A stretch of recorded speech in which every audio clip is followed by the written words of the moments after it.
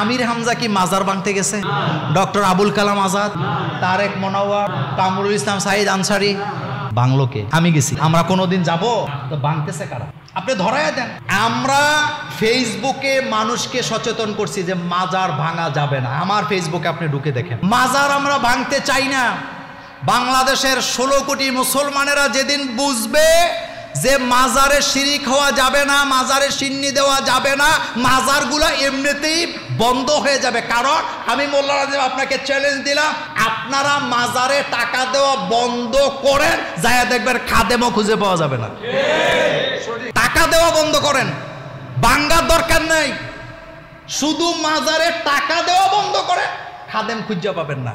কারণ টাকার আশা এখানে বসে আছে, অন্য কোনো কারণই নেই। মাজার বিভিন্ন জায়গায় হামলা হচ্ছে। প্রথম কথা হলো, আমরা কেন মাজার ভাঙবো? আমরা তো সেই জাতি যেই জাতি আমরা মন্দিরও ভাঙি না।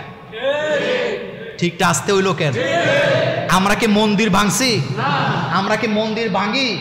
অথবা আমরা কি বলেছি যে মন্দির ভাঙতে হবে? তো আমরা যেই জাতি মন্দির ভাঙি না, এই জাতি মাজার ভাঙতে যাবে কোন দুঃখে? প্রথম কথাই হলো, মাজার এদেশের কোনো তাওহীদ জনতা ভাঙে নাই। যারা এদেশের ছাত্র জনতার যুদ্ধকে, সফলতাকে মেনে নিতে পারে নাই, তারাই মাজারগুলিতে হামলা করতেছে।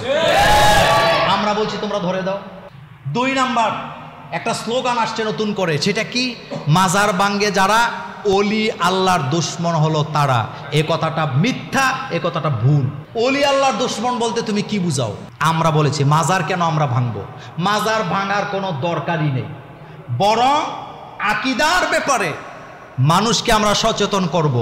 মাজারে যদি গাঁজা খায়, এটার পক্ষে না বিপক্ষে? মাজারে যদি নাচানাচি করে মহিলা পুরুষ, পক্ষে না বিপক্ষে? মাজারে গিয়ে যদি কেউ সেজদা যায়, এটার পক্ষে না বিপক্ষে? আমরা মানুষকে সচেতন করব যে এগুলা জায়েজ না, এগুলা শিরিক। কিন্তু মাজার ভাঙ্গার পক্ষে আমরা নই। তবে আমরা বলতে চাই, যারা মাজার ভাঙে তুমি তাদেরকে ধরায় দাও। ধরানোর পরে দেখবো তারা কারা। কথা কি ঠিক বললাম? তুমি তাদেরকে ধরায়া দাও। এখন তো মুক্ত মনা সব কথাই বলা যায়, কথা বলা যায় দেখেই তো কথা বলতেছেন। সুতরাং আমি বললাম, মাজার যদি কেউ ভাঙে আপনি ধরায় দেন, ধরার পরে দেখবো তারা কারা। তবে আরেকটা ব্যাপার আছে, মাজার বাঁচানোর জন্য যে যুদ্ধটা খেতাবালিশ নিয়ে নামছে, ইসলামকে ধ্বংস করার সময় তাদেরকে খুঁজে পাওয়া যায় নাই। ছাত্র আন্দোলনে যাদেরকে খুঁজে পাওয়া যায় নাই, তারা এখন নিজেরা এগুলা ভেঙে আমাদেরকে কালার করার জন্য এই কাজগুলো তারা করছে।